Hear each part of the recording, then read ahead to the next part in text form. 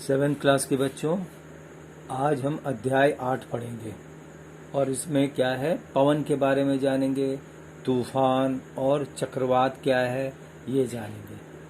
ठीक है।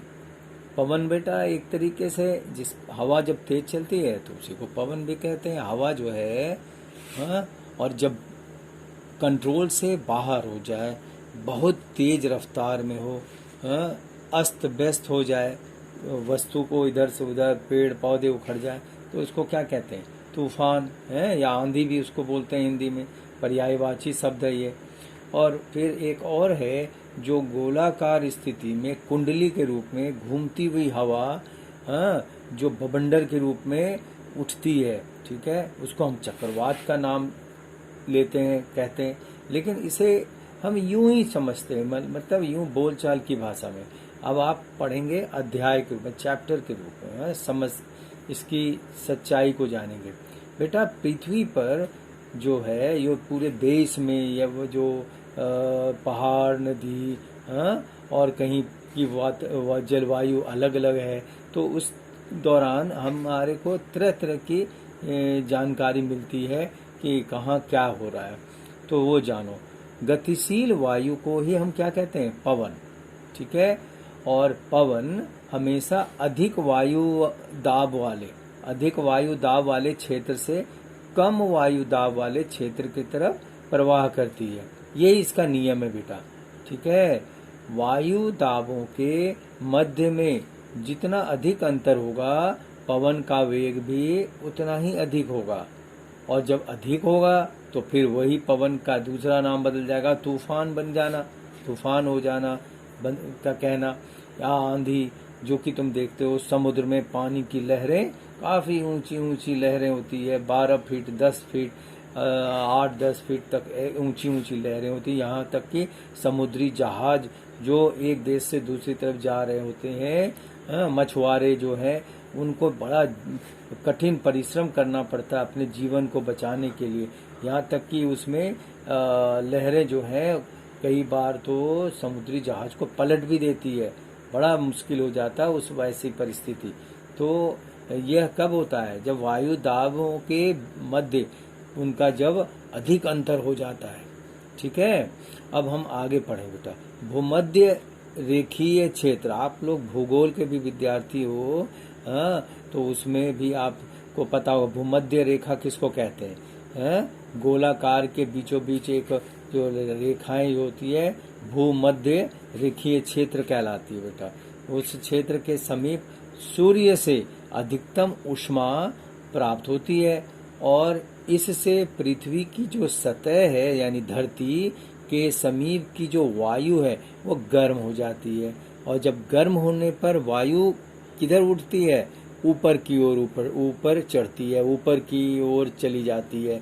हाँ, देखोगे घर पे भी, गर्मी जो है, चूल्हे से जो गर्मी निकलती है, उष्मा जो है, वह ऊपर की दिशा में, ऊपर वेंटिलेशन होता है तो ऊपर से निकलती है, यह और ऊपर की ओर उठती है। तो ये वायु की प्रकृति है बेटा। गर्म हवा या गर्म वायु ऊपर की ओर उठती है, और ठंडी वायु भूमध्य रेखा के जो दोनों ओर की तरफ ठंडे क्षेत्र होते हैं, वहाँ जो स्थित हवा होती है, जो ठंडी हवा होती है, वो इस क्षेत्र में प्रवेश करती है, जो अधिक ठंडी होती है, और इस प्रकार से वातावरण सामान्य बना रहता है।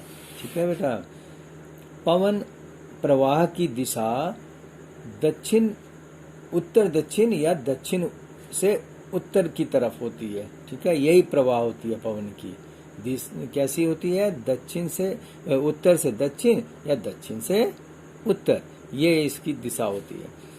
गर्मी यानी ग्रीष्म काल में थल क्षेत्र अधिक तीव्रता से गर्म होता है, और अधिकतर समय में थल का ताप समुद्री जल की तुलना में अधिक रहता है। ठीक है। थल के ऊपर की वायु गर्म होकर ऊपर उठती है, अभी भी बताया कि गर्म होगी तो ऊपर उठती है, और वह कहाँ जाएगी, समुद्र की तरफ।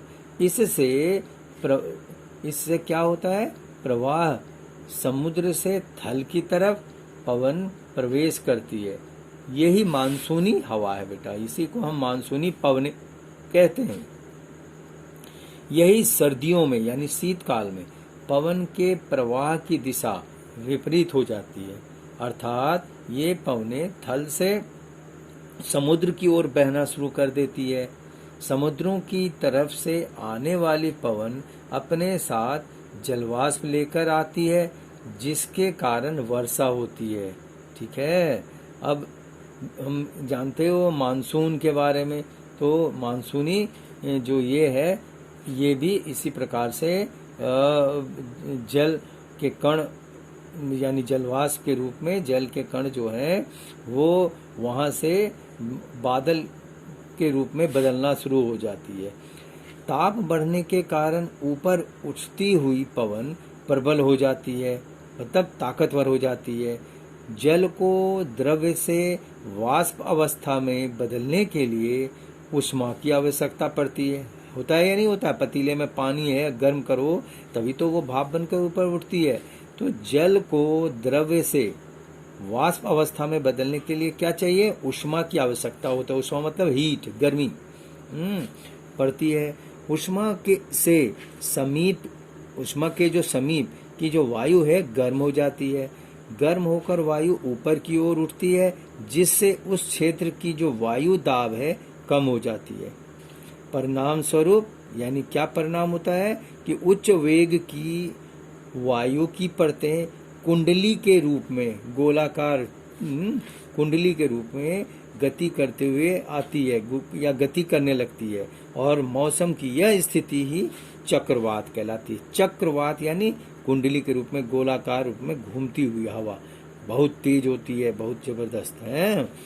चक्रवात काफी भयानक होते हैं और इसके कारण से काफी जान माल का नुकसान होता है।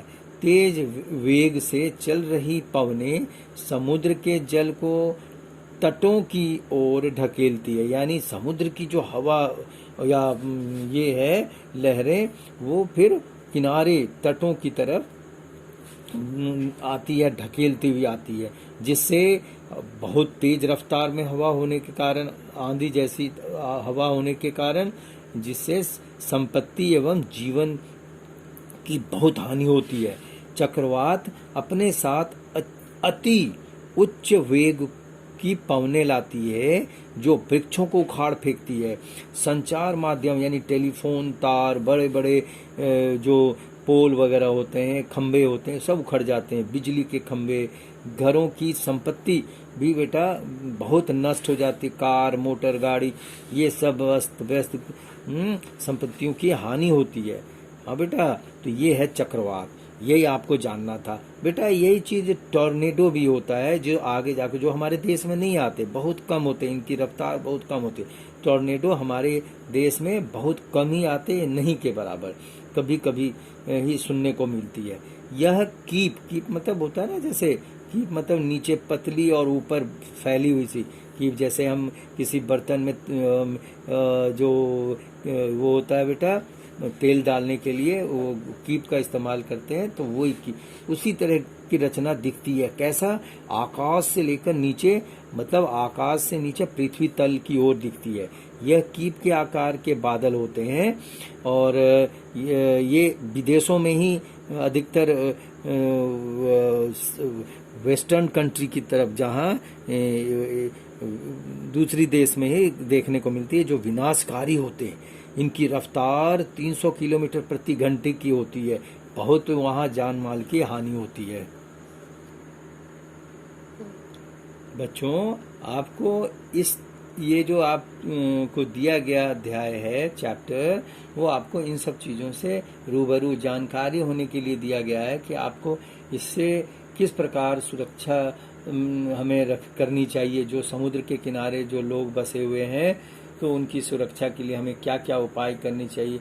ये सब जो हमारे यहाँ देश में भी कभी कभी अक्सर देखने को मिलता है, तूफान, आंधी, ये, तो इन सब से सुरक्षा के लिए हमारे को प्रभावी उपाय करने चाहिए। हमें क्या उपाय करने चाहिए, उनको भी हमें पढ़ना है। इसी जानकारी के लिए आपको ये चैप्टर दी गई है, बच्चों को के जनरल नॉलेज के लिए। इनमें क्या करना चाहिए? सरकारी संस्थाओं हाँ, मछुआरों, समुद्र तट यानी उनके किनारे रहने वाले जो लोग हैं, हाँ, उनको, या जलपोत जैसे पनडुब्बी है, समुद्री जहाज है, उनकी सुरक्षा के लिए चेतावनी हमें पहले से दे देनी चाहिए।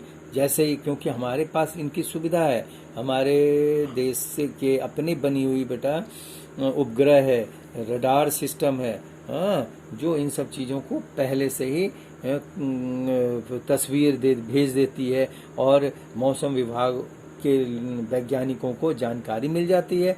वह तुरंत फिर चारों दिशाओं में माइक के द्वारा चारों तरफ ये कह सकते हो रेडियो, ट्रांजिस्टर, दूरदर्शन में खबर भेज देते हैं। उस इलाके में पुलिस माइक पे बोलकर लोगों को दूर रहने के लिए चेतावनी देती है, समझाती है कि आप लोग दूर हो जाओ, वहाँ से अपनी जगह से हट जाओ, क्योंकि समुद्र में बहुत ज़बरदस्त तूफान वगैरह या चक्रवात आ गई है, आने वाली है। इतने देर के बाद वो आपके शहर में घुस जाएगी और आपको अपनी जो भी घर के भोजन सामग्री या अपने जान माल की सुरक्षा के लिए आपको ऊंचे दूसरे जगहों पे पहुंच जाना चाहिए अपनी।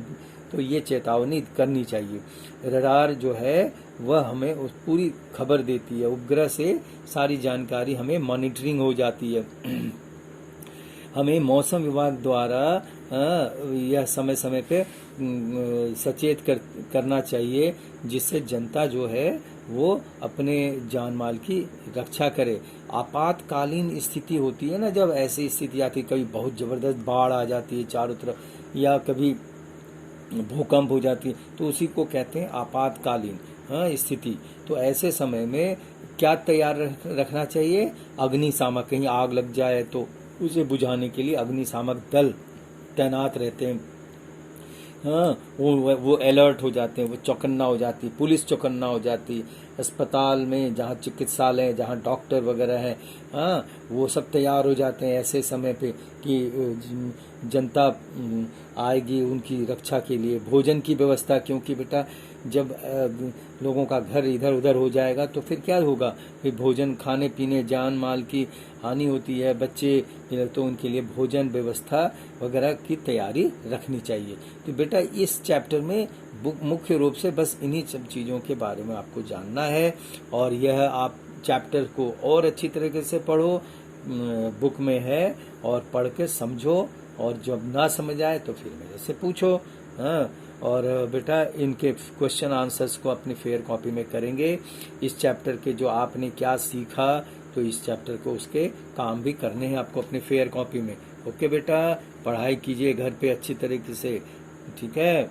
और बार बार पढ़िए और बार बार सुनिए मेरी इस वीडियो को, इस चीज़ को, ठीक है बेटा? Okay, bye.